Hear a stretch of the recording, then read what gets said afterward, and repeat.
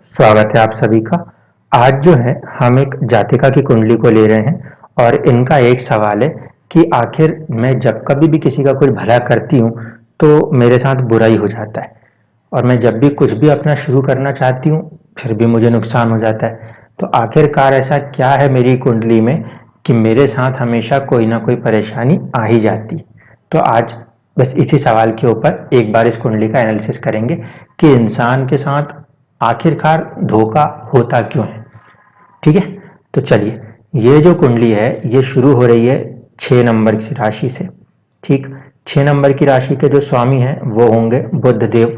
वो अपनी ही राशि में, उच्च राशि में बैठे हुए हैं। इस हिसाब से हम कहेंगे कि यहाँ पर हेल्थ पॉइंट से ये कुंडली ठीक है।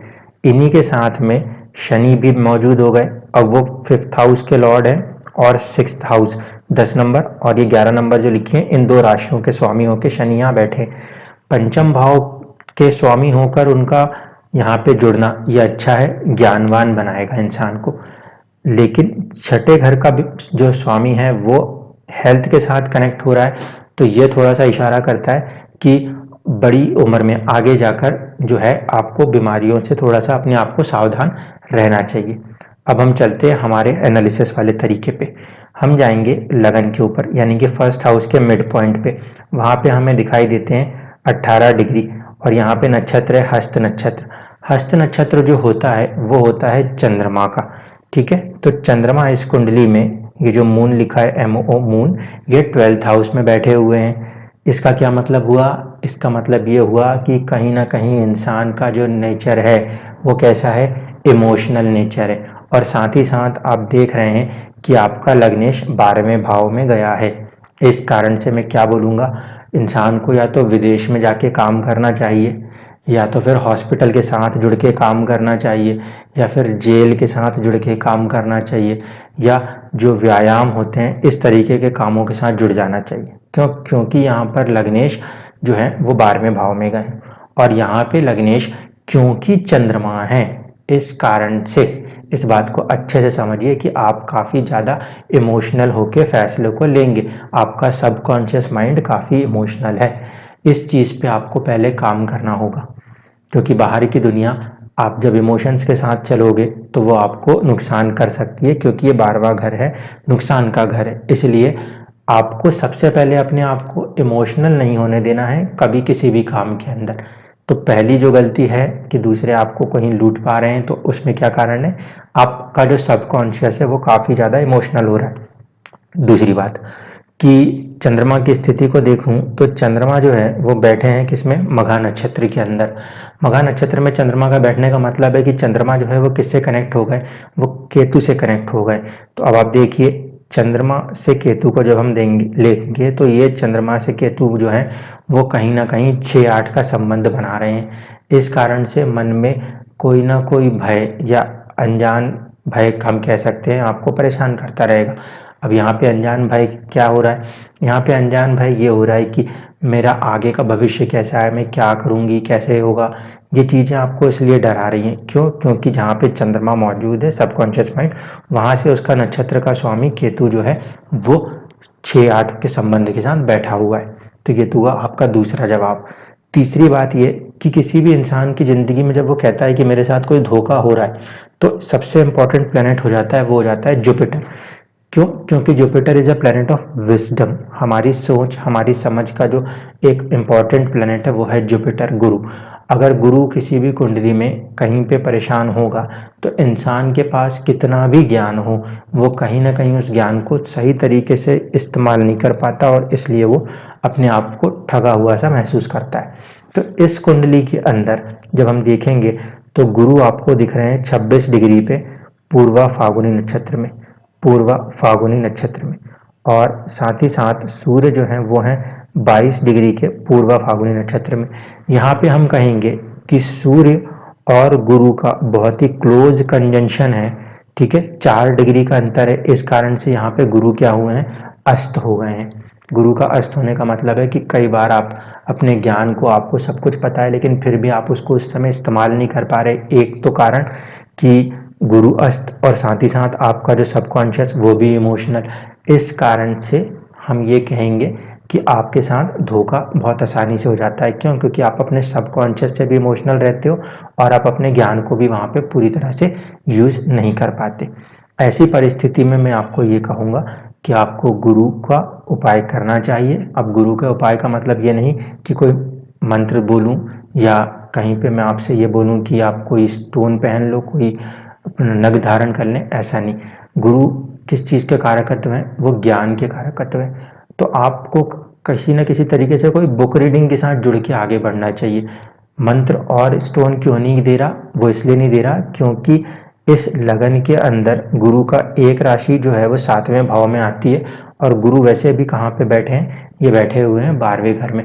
इसकी एनर्जी को हम ज़्यादा बढ़ाने की कोशिश करेंगे तो वो नुकसान ज़्यादा कर सकते हैं। इसीलिए आपको ना तो कोई रत्न बोल रहा हूँ और ना ही कोई मंत्र बोल रहा हूँ।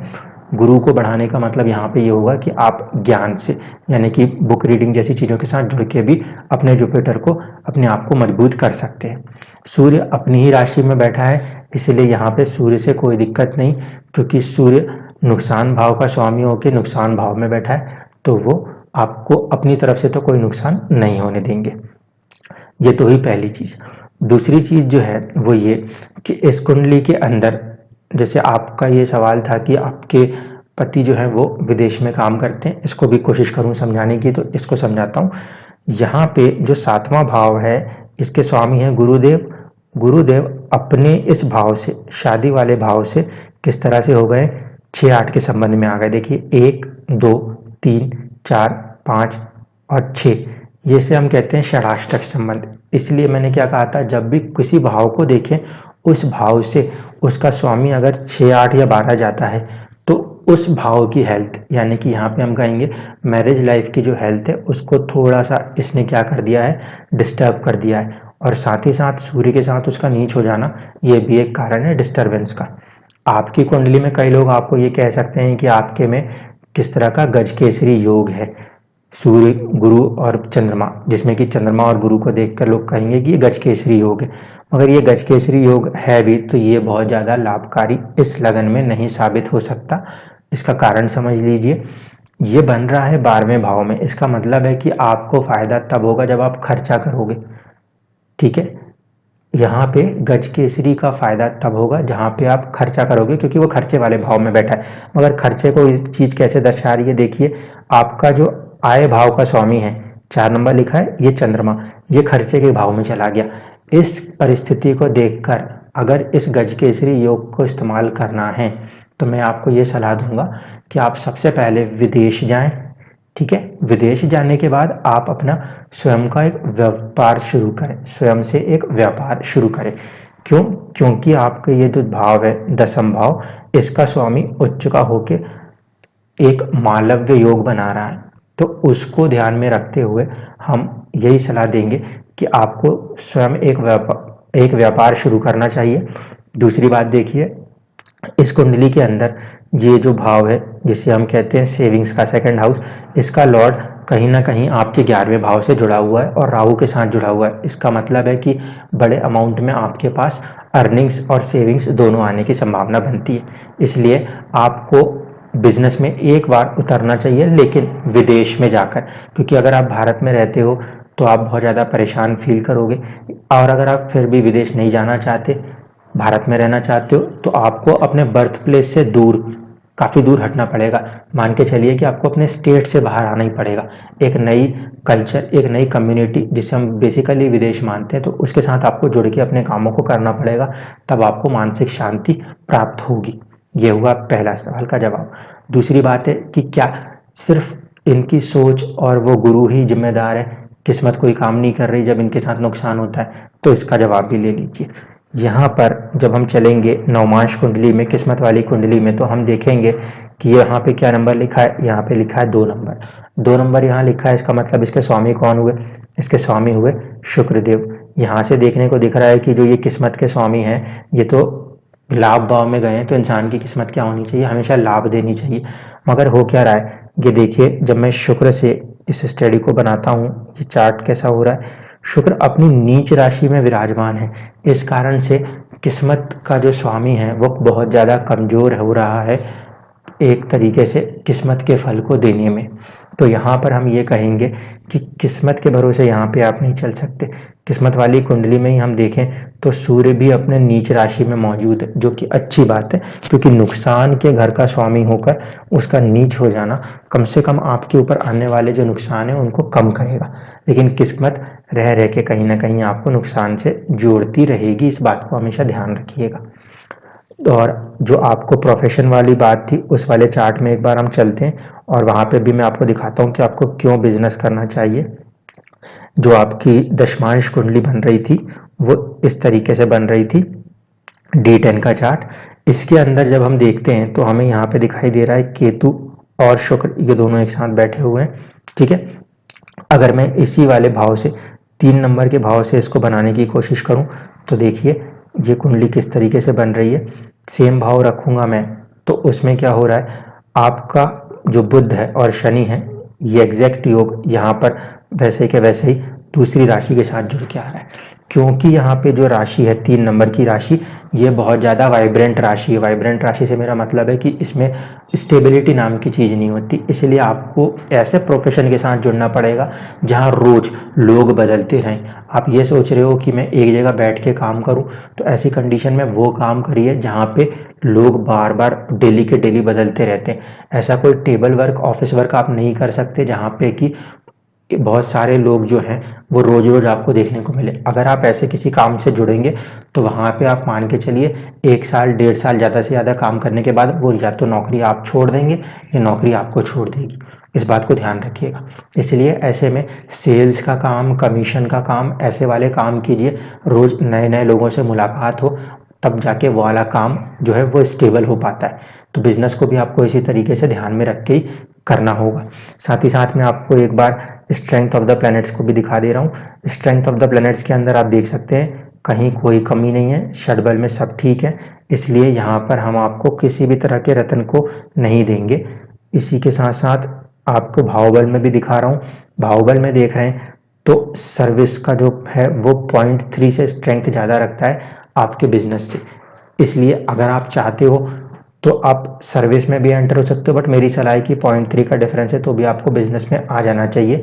आपका जो 10th हाउस है स्टेटस हाउस का है वो काफ़ी अच्छा स्ट्रांग है और आपकी जो पर्सनैलिटी है वो भी काफ़ी अच्छी स्ट्रांग है। इस कारण से मैं यहाँ पे ये सलाह दूंगा कि आप व्यापार में आओ और किसी भी तरह की परेशानी से अपने आप को मुक्त रखने के लिए अपने आप को अपनी बर्थ प्लेस से ज़रूर दूर करें।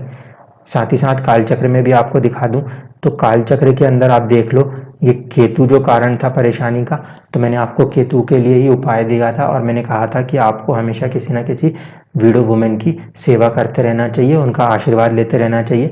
इसके कारण आपकी ज़िंदगी में अचानक से कोई ना कोई परेशानियां हमेशा बरकरार रहती हैं। तो इसका कारण जो मैंने आपको दिया था वो भी मैं आपको यहीं पे दिखा रहा हूँ कि आपकी राशि कुंडली के अंदर ये मौजूद है, इसलिए ये चीज़ आपको लाइफ टाइम इस तरीके से परेशान करती है। प्रोफेशन के लिए जब हम बात कर रहे हैं तो प्रोफेशन वाले कुंडली के अंदर ऐसा कोई प्रॉब्लम नहीं है, इसीलिए आप जो काम करना चाहोगे वहाँ पे दिक्कतें नहीं है, लेकिन एक्चुअल लगन कुंडली में वो परेशानी होने के कारण हमने वहाँ पे आपको इसका उपाय दिया है। सो आई होप कि इस चीज़ को आप समझ गए होंगे कि परेशानी क्यों है। एक शब्द में जवाब, आपका सबकॉन्शियस माइंड बहुत ज़्यादा इमोशनल है और आपका जो ज्ञान है उसका जो गुरु जो प्लेनेट होता है ज्ञान का वो यहाँ पे अस्त है। ये 2 सबसे बड़ी कारण थी।